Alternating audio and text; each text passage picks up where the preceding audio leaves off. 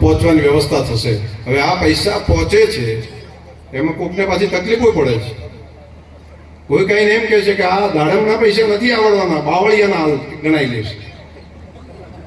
એટલે આ બાવળિયા કોણે વાયા બાપા, બાવળિયા કોણ લાવ્યું એ તો કોઈક પૂર્વજોને પૂછો તો પછી ધ્યાન ઉપર આવશે કે આ ધરતી ઉપર બાવળિયા નતા, બાવળિયા વાવવાનું કોણે કર્યું ને એ બહારથી બાવળિયા કોણ લાવ્યું, બધું ખુલ્લીને મત કેવડાવો, અમારી બધી મર્યાદા છે।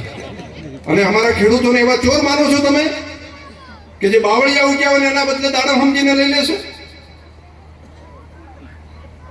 પણ જેના શરીરની અંદર જ આખો પીળીઓ વાગતો હોય તો એને તો બધું પીળું જ દેખાય ને।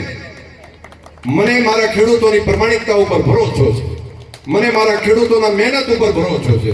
અને એની અંદર જેમણે જેનું વાયુ છે એ ત્યાં આગળ દાડમ ના આવે, એમને ત્યાં બેઠા હજુ આપવાનું બાકી છે। સર્વેનું કીધું છે કે કોને કોને દાડમ છે એની ખબર છે બધાને। એ દાડમ કઈ 12 મહિનામાં ના એમ ઉગે તૈયાર થઈને એને દાડમ આવવા મળે, એ તો 2-4 વર્ષથી હોય ત્યારે થાય। અને આવેલા હોય તો 12 મહિના પછી ઉભો રહે, પણ એના ત્યાં આગળ એમને હજુ એવું દેખાય છે ત્યાં જઈને અધિકારીઓને જઈને પેલું આપવા માટે કરે છે। મેં કીધું કંઈક સારું થાય તો કરો, ન થાય તો ચૂપ મરો। તમે કોઈને આપી ના આપો તો કઈ વાંધો નહીં, પણ કોકને બગાડવા માટેનું મારા ખેડૂતોની સામે પડવાનું ન કરશો, નહીંતર ન બોલવું પડે તો ક્યારેક ક્યારેક પણ મારે જવાબ આપવો પડશે। અને આ મર્યાદાઓ હોય છે એના કારણે કરીને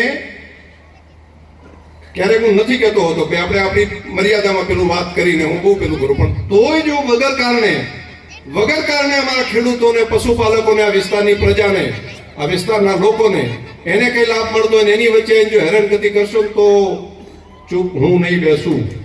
તમે જે બોલતા બાકીના જેને આવડતું એના કરતાં અનેક ગણું બાકી બધું આવડે છે। અને મહેરબાની કરીને પ્રજાના વિકાસ માટે લડવાનું ના કરો।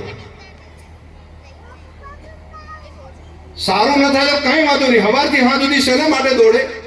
તો અહીંયા કાર્યકર્તાઓ, આગેવાનો બધા પૂરની અંદર આવ્યા ત્યારે અમારા વિસ્તારના પ્રજાજનો બાકી બધા શેના માટે મદદ કરતા હતા? કોઈ ફસાયેલો માણસ હોય તેને કાઢવા માટે મૂકતા હતા, કોઈના ખેતરની અંદર પાણી હોય તો એની અંદરથી એને બચાવવાનું કામ કરતા હતા, કોઈના ઘરે એને ખાવાનું ન તૈયાર થઈ ચૂક્યું હોય, રંધાઈ ના આપ્યું હોય તો એને ફૂડ પેકેટ પહોંચાડવાનું કામ કરતા હતા। આ બધા કાર્યકર્તાઓ, આગેવાનો એના માટે કામ કરતા હતા। કોઈના ખેતરની અંદર, ઘરની અંદર પાણી ભરેલું હોય તો પમ્પિંગ કરીને એને પાણી બહાર કાઢવાનું કામ કરતા હતા। અને કેટલીક ટોળકી શું કરતી હતી? બાકી ક્યાં રહી ગયું? ખામી ક્યાં રહી ગઈ? સવારથી હા સુધી આખો દાડો ફરે, અને ત્યાં આટલું તો બાકી રહી ગયું છે તો એને ચેક કરવા જવો।